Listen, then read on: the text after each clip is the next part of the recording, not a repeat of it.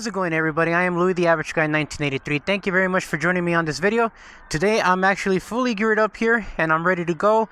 We're going to be taking the Gspace Mars 11 GT for a range test in speed 4, going up to 37 miles per hour under the display and under GPS. The goal here is to get the scooter to go down to 60%, which in voltage is 74.4 volts, and come right back. Any remaining voltage, go on over in the Highland Park area, right around until we get the scooter to a low voltage that's safe enough to call it quits, just to find out how much maximum range we can get out of the scooter. So, and just to make things clear here, when it comes to the tire pressure, I do have it set to 50 psi for the front and the rear tire. The battery is 100% fully charged.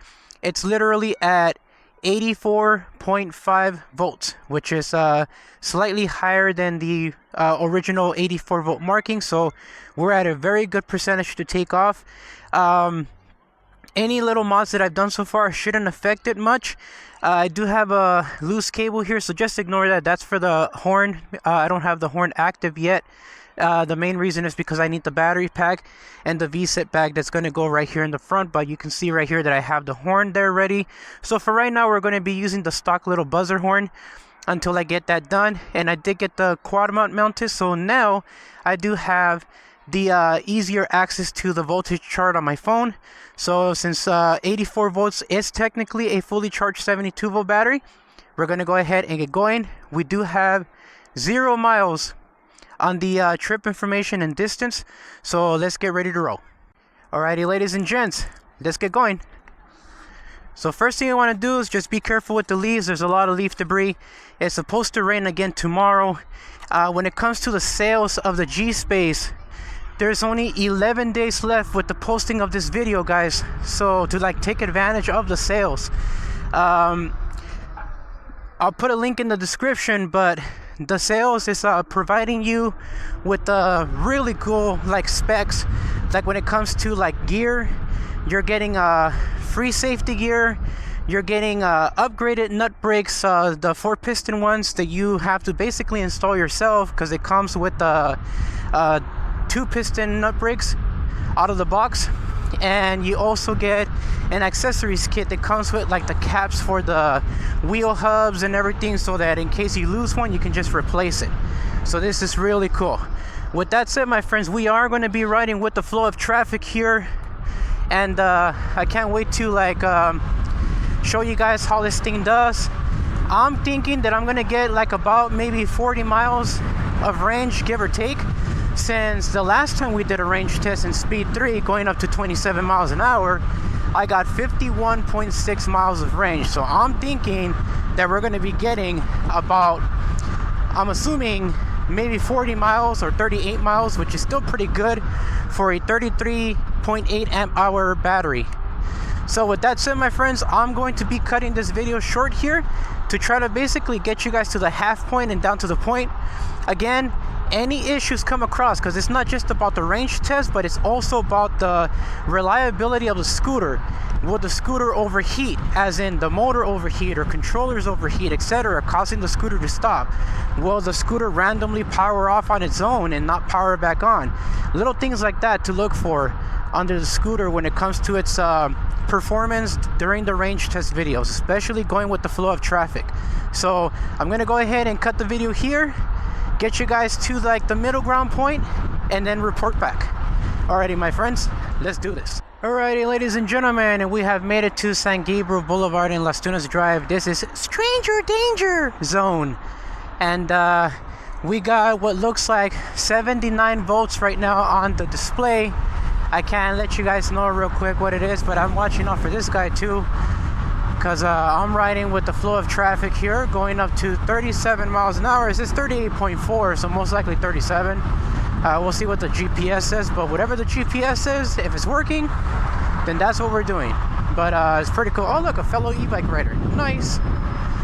Anyways, getting back into this. So far the scooter is doing fantastic. It is taking me, like I said before, 37 miles an hour. And we are in the San Gabriel Valley area. The voltage is at 79. I do have a little bit concerns about the voltage being displayed because I'm not sure how accurate it really is. But I don't feel like wasting my time like adding a separate voltage meter that will give you a real reading of the battery, like what I have on my son's Roadrunner V3. And this is mainly because like it'll take a lot of wiring to do, and I just don't feel like, you know, going through that trouble. So hopefully the information on the display comes out accurate. Again, we're trying to get this to drop down to 74.4 volts resting, not under load but resting, and that'll give us like a 60% battery life markdown. And from there we can start turning around to head back, so that this way I can actually make it home and not worry about being stranded and having to walk the scooter. But so far it's been doing fantastic. I'm going to go ahead and get into this lane real quick using my turn signals, which is wonderful too, because again on this Gspace Mars 11 GT you got front and rear turn signals, so that's a really good safety feature and convenience. Again, I made a horn mod, but I don't have it connected yet because I still need the bag to arrive and the battery, so I can wire it up and do some extra solder work. But that's going to be coming soon. I'm going to be finishing it off camera. Again, we are expecting rain tomorrow, so you can kind of see the clouds all the way over there. They're starting to get dark, so it's not going to last, unfortunately. But I at least want to get the range test done on this one in speed 4, see how it does, when or at what percentage or voltage does the scooter start to slow down from its top speed, and if I notice any difference so far on the acceleration slowing down as well. With that said, my friends, now that we're here on Rosemead Boulevard in Las Tunas Drive under Stranger Danger Zone, I'm going to go ahead and keep my head on a swivel and continue riding, and I'll report back to you guys once we reach the half point. Wow, look at that. Did you see that? That's all because the dude in this truck wanted to pass me up. Wow. That's footage that's going into the video for sure. I'm going 36.3 miles an hour. I'm well within the speed limit. Maybe not as fast, but you know, still decent. Again, you know, I'm not supposed to fully stay on the right lane. If the right lane is turning, then you know I have to stay in the right lane. But this guy right here, let me see, his license plate is 8V63230 Toyota Tundra. You can tell that he's very douchey by his way of being, his way of driving. And I don't have a dash cam on this scooter yet. That's the reason why, like, I didn't really feel like doing the range test, but I have to, because, you know, I'm trying to help promote this product, because this product is freaking badass. It's awesome. And I want people to, like, you know, see how great of a product this is. Go on. Got your turn signal on, right? Get in. Hurry up. I can't go any faster than this right now. Anyways, so we got 73.3 volts right now under load here. So I'm hoping that we can pull over right here by the Santa Fe Dam entrance, right here on the edge, right here where the green light is at, and see what our resting point is. We're trying to get as close as we can to 74.4, which is technically speaking 60% battery life under the voltage chart. So we're almost there, man. I'll give you guys the mileage right now.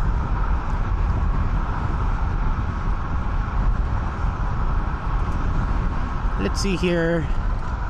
All right, let's turn right here on the Sousa Canyon Road, and we'll check out the voltage right now, see where we're at. Let's see here.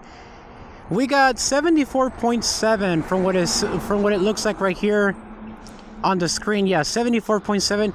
That's pretty good. I think we should probably start heading back now. So 74.7. It's roughly about 62% battery life. So yeah, we probably should turn around. So I do see that we have 16.2 miles in, 36 minutes of riding time. So it would be a good time to basically turn around.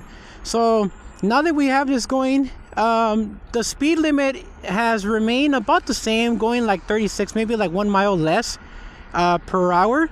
So it's not as bad, but yeah, I figured I would report it. So here we go, guys. 74.7 and 16.2 miles of range. We're gonna start heading back in the opposite direction now, going back home, see how it does, and we'll catch up in just a moment, my friends.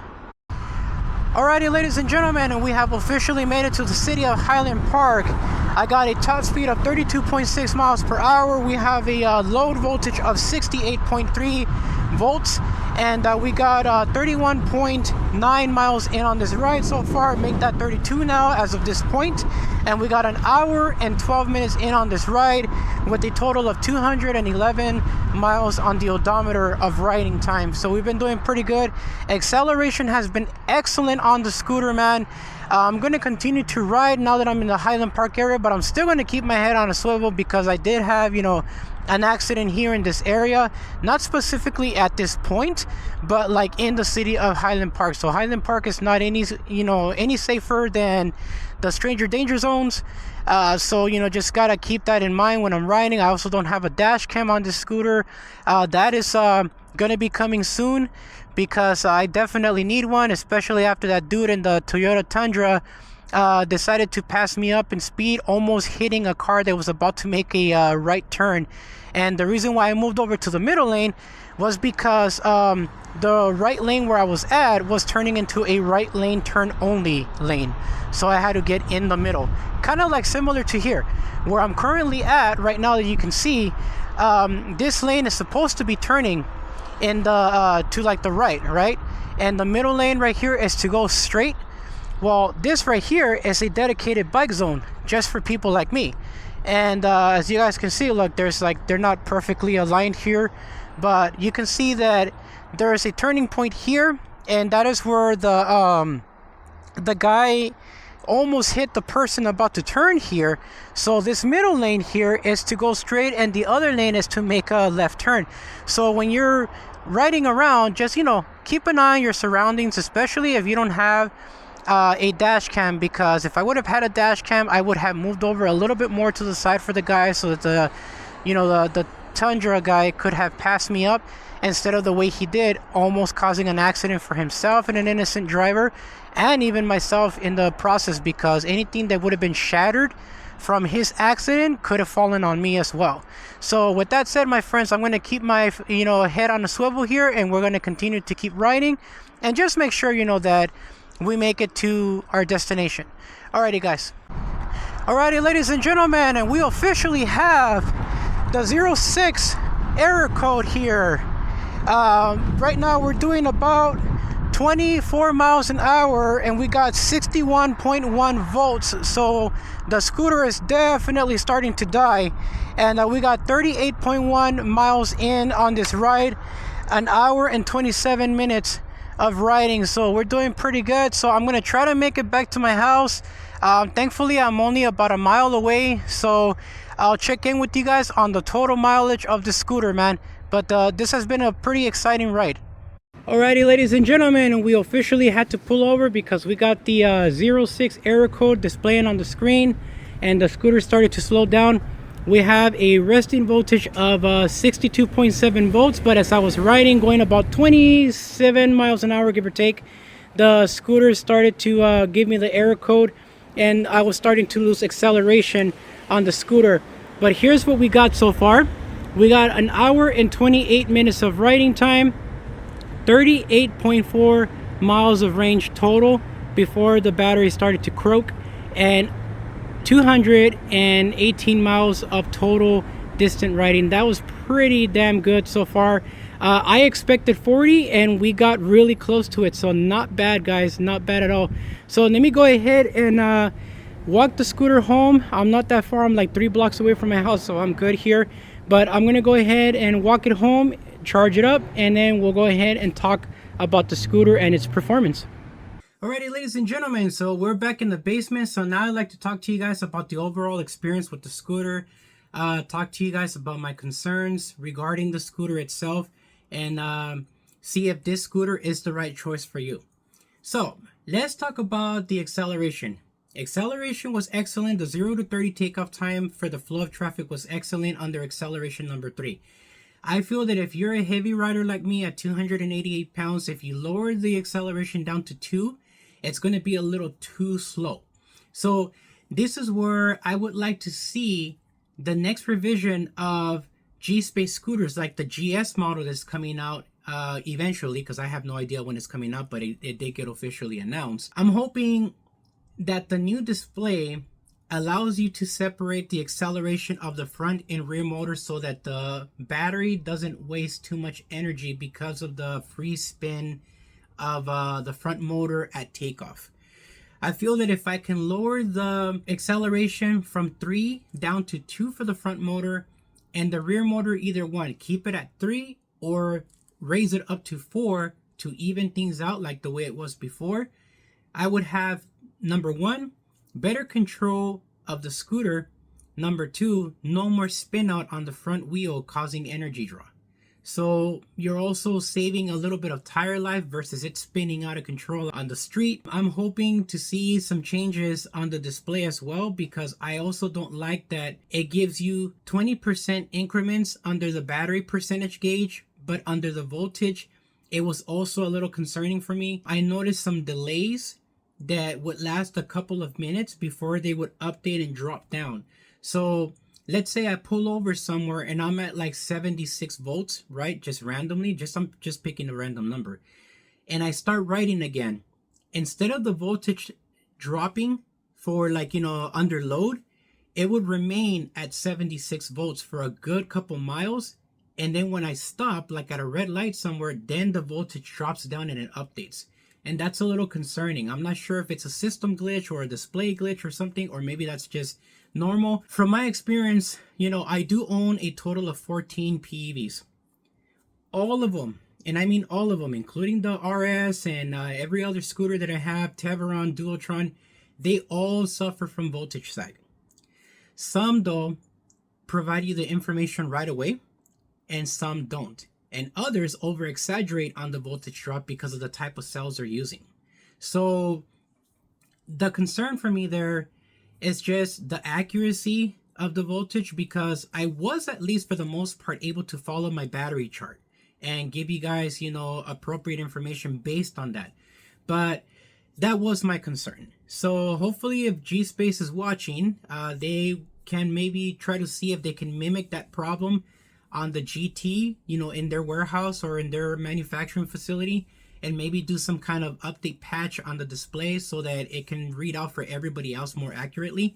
For me, now that I know that the scooter does 38.4 miles of range for me at 288 pounds, I'm perfectly fine with it, especially going in the direction I did. I was basically going under flat surface roads like 90% of the time, so I'm good with that. And it was with the flow of traffic. And again, the scooter was able to do excellent with that.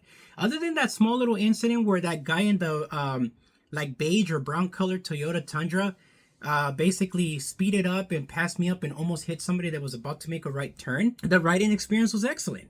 So other than just those two things, right, the acceleration that I mentioned before, as well as the voltage, the scooter did great. So I did want to mention to you guys that there is a very short amount of time now. We have till November 30th, 2025 to order yourself a GT or GTR using my link in the description and taking advantage of the discount code. I'll show you guys the screenshots here so you guys can take a look at what you'll actually get if you actually place an order now. This deal is only happening until November 30th, 2025. After that, I have no idea what the company is going to do, if they're going to offer anything for Christmas, like, after Christmas sale or during Christmas sale, etc. Like some other companies do. Sometimes they do, sometimes they don't. So I just wanted to bring that up. But this is what you can actually get of a deal. Again, the GT has a 33.8 amp hour battery, and like you guys were able to see, I was able to get 38.4 miles of range. And obviously the GTR has a bigger 45 amp hour battery if you want more range, but it's an extra $500. So if you can afford the extra $500, get the GTR.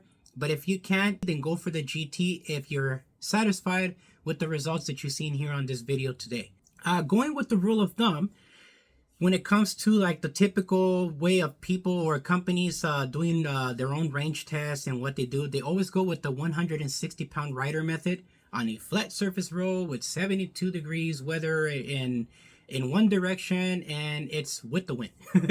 You would have to calculate basically 288 pounds, which is my current weight, and divide it by 160 pounds, which would be your weight, technically speaking, right? This is just me saying metaphorically. That would be 1.8. So what you would do from there is that you would multiply the 38.4 miles of range that I got times the number that you got. So if it's 1.8, that's about almost 70 miles. It's like 69.12 miles of range. That's what you would get if you were a 160 pound rider. So if you're 200 pounds, just calculate 288 divided by 200, and then whatever number you get there, multiply 38.4 by that number, and then you'll get to find out exactly how much range you can get going the same speed I did in the same direction and back. This way you know if the GT is the right scooter for you for daily commuting. So with that said, my friends, I'm going to go ahead and end the video here. So I'm hoping that you guys found this satisfying as well as informative.